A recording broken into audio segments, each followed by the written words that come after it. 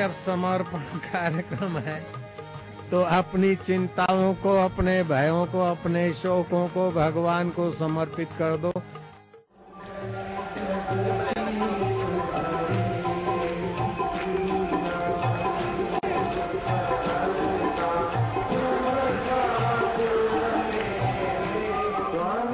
लाखों लोग, लेकिन होठों पर आस्था का एक ही स्वर, कभी होठों पर हरि नाम तो कभी जयकारों की बुलंद आवाज। संत आसाराम के प्रवचन कार्यक्रम के दौरान पावन नगरी हरिद्वार में आस्था ने मानो आंदोलन का रूप ले लिया।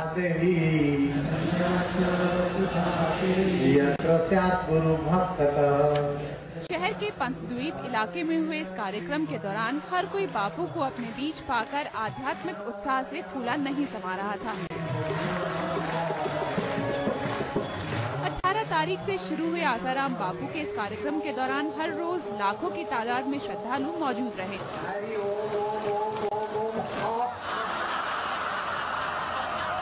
पूरे पंडाल में तिल रखने की जगह नहीं थी। सब मंत्रमुग्ध बापू की वाणी सुनते रहे। बापू के दीवानों को बहकाया नहीं जाता, वो कदम रखते आगे तो लौटाया नहीं जाता है।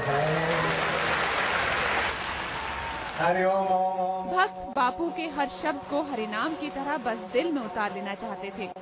कभी उमस तो कभी तेज बरसात की आंख मिचौली के बावजूद भक्त टस से मस नहीं हुए। भक्तों की आस्था देखकर ऐसा लगा मानो हर कोई बापू से गुरु मंत्र पा लेना चाहता हो। संत आसाराम जी के लिए भक्तों की आस्था का सबसे बेमिसाल मंजर तो तब देखने को मिला जब बापू पंडाल में आ रहे थे। अब खुद ही देखिए कितनी श्रद्धा है लोगों की गुरुजी में। जिन रास्तों से संत श्री का काफिला गुजरा, उस रास्ते की धूल को लोगों ने प्रसाद मानकर सर माथे लगा लिया। संत आसाराम जी का आशीष समर्पण को भी मिला। स्टार न्यूज स्टार, टिमटिमाता चमकता रहो और लोगों के जीवन में सद्भाव चमकाते रहो। जय राम जी। हरिद्वार की पावन भूमि पर बापू के प्रवचनों का सिलसिला आज खत्म हो रहा है। भक्तों ने 3 दिन के इस प्रवचन कार्यक्रम में संत वाणी का अमृत छक कर पिया। हरिद्वार से रोहित सिखोला के साथ स्टार न्यूज रिपोर्ट। प्रमाण के अनुसार मानना पड़ेगा। संत आसाराम बापू संत बनने से पहले क्या थे? कहाँ गूंजी उनकी किलकारियां और कैसा था उनका बचपन? कैसा था वो घर आंगन? कैसी थी बालक आसूमल की लीलाएं? और क्या है कहानी आसूमल से संत आसाराम बापू बनने की? हम आज आपको दिखाने जा रहे हैं इस संत का सफरनामा।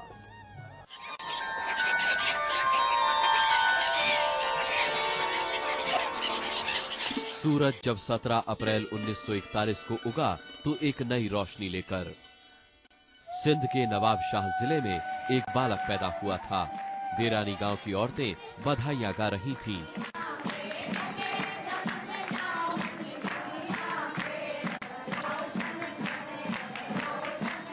पिता श्री थाउमल सिरुमलानी और मां मेहगीबा के घर 3 बेटियों के बाद बेटा पैदा हुआ था।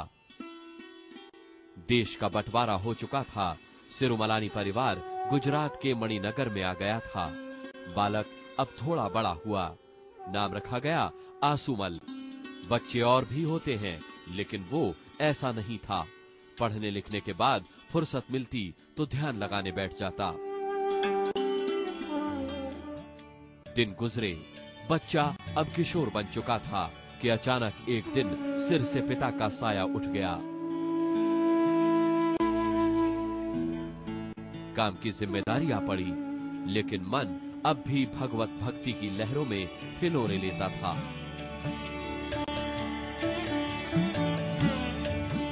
एक दिन आसूमल की शादी की बात शुरू हो गई, लेकिन आसूमल माँ के आगे शादी न करने की मिन्नतें करता था।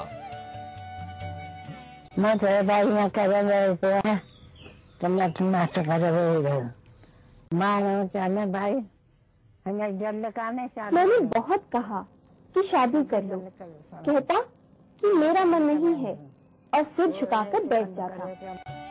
शादी से पहले आसूमल एक बार भागकर भरूच के अशोक आश्रम में जा पहुंचा, लेकिन उसे पकड़कर घर लाया गया और लक्ष्मी देवी से शादी रचा दी गई। लेकिन आसूमल का ब्रह्मचर्य व्रत भंग नहीं हो सका। भगवत प्राप्ति का निर्णय अटल था और प्रयास जारी। यही वो विद्यालय है जिसमें आध्यात्म की राह पर चलने से पहले आसुमल ने संस्कृत की शिक्षा ली। आसुमल के मन में वैराग्य तेजी से उमड़ रहा था। तीर्थ भ्रमण के लिए निकल पड़ा आसुमल। कई धाम घूमने के बाद नैनीताल की यही वो जगह है जहां आसुमल को गुरु दिख गया।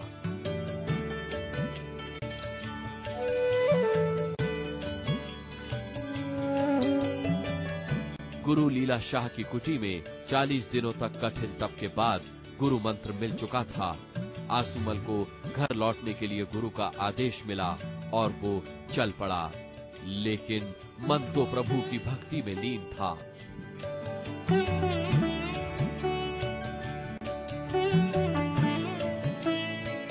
तेईस साल की उम्र, जवानी में प्रभु भक्ति का जोश। आसुमल ने घर से एक बार फिर बंबई की राह पकड़ ली। सीधा इस मकान में पहुंचा आसुमल। यहाँ गुरु लीला शाह मौजूद थे। शिष्य की योग्यता देख गुरु ने ज्ञान का संचार कर दिया। दिव्य ज्योति से दमक उठी आसुमल की देह।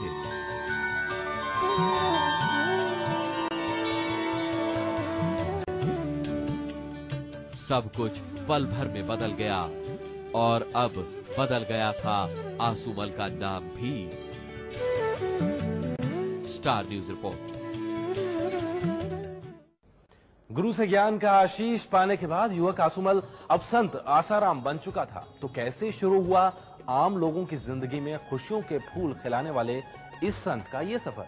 ये कहानी हम बताएंगे इस विराम के बाद। जाइएगा नहीं, विराम के बाद है संत आसाराम के उन 7 साल की झलक जो शायद किसी ने नहीं देखी।